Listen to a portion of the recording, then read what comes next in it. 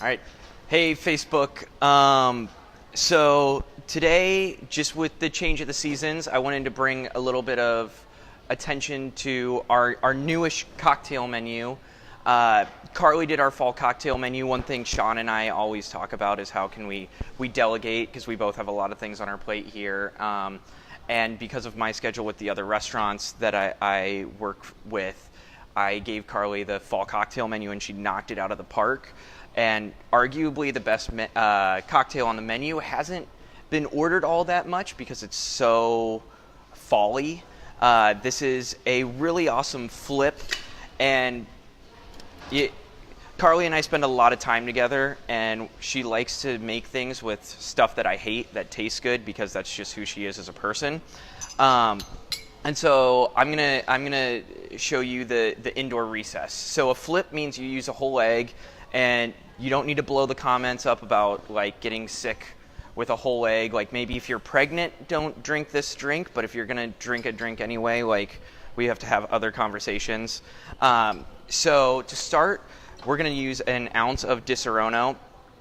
This is what I hate. I'm not a big fan of Disaronno. Everybody that works with me or has been in any of my classes knows that I will always say this, even for the home bartender, super important that you measure everything. Use a jigger. That's the only way you can maintain consistency. So we're using Disaronno Averna. It's a beautiful Italian Amaro. It's a little on the sweet side. Nice, like, burnt Averna. It's got like a bitter orange peel quality to it. It's really great to cook with. Like if you wanted to glaze something in a pan, get a bottle of Averna. Just anything that you're frying, just throw this in. It's delicious. Then we're going to do 1/4 of an ounce of sweet vermouth. This is my house blend. I will take that recipe with me to my grave. And then this is just 1-to-1 simple syrup. And then we're going to finish that with some cream. And now, bartenders a lot. This is whole cream. We like unhealthy things here. So when dealing with eggs and egg whites, a lot of people will talk about dry shaking, which is where you would add the egg or the egg white and then shake with no ice, and that gets it frothier. I prefer a different method, which is called reverse dry shaking. I think you get a frothier head when you chill all of the ingredients beforehand and then add the egg in. It's essentially like if you were making whipped cream from scratch, you'd ice the bowl down before you whipped the cream. This is essentially the same technique. Every bartender, like, we can fight this out for days. So then you're going to shake this, and you want to shake it a little longer than you usually would.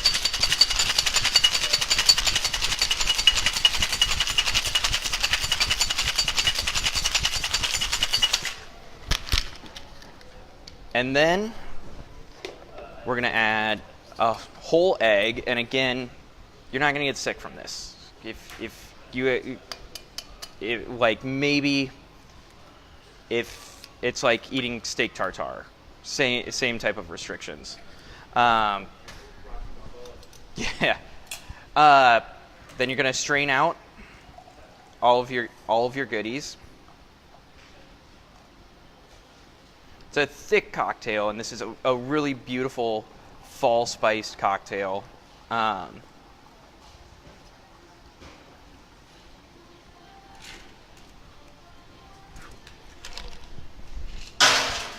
then shake again. So now we've got the egg going in. And when you're shaking things like this, for me, I can't tell you, like, you've got to shake it for 30 seconds or you've got to shake it for 10. It depends on how you shake, but like I can feel the egg changing textures, and then like I can feel it. Once the shaker's generally too cold for you to hold, you're probably about done.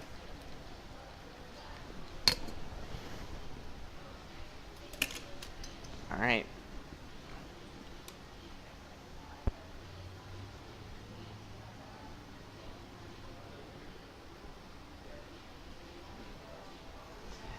So then we're using some really great coffee from Horizon Line down the street in another cocktail.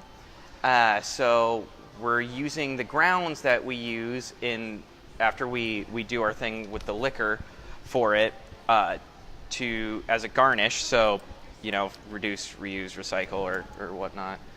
And then this is just a little bit of chocolate bitters. And since we like pretty things here, we make it look pretty.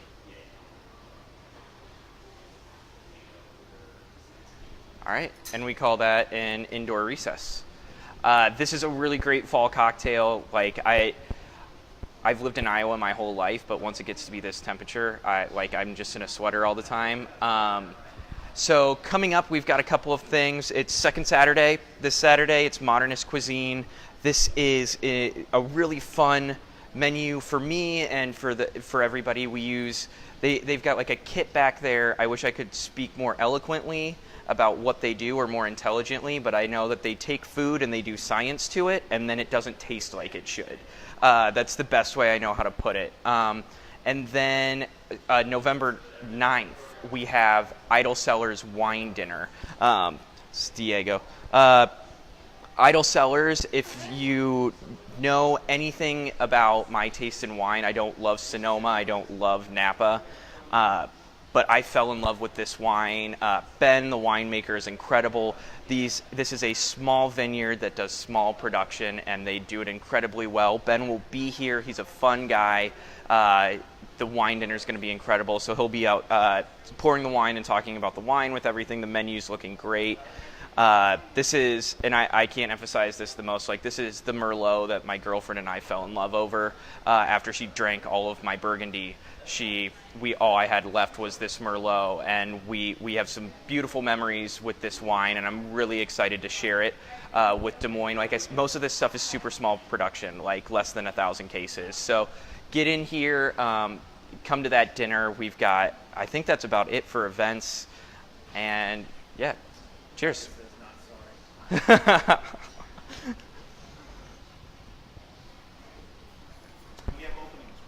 Yes, we do. I should have said that. I've got openings at 5, 8, and 8:30 for second Saturday. So get in here. Yeah, it'll be fun. Cheers.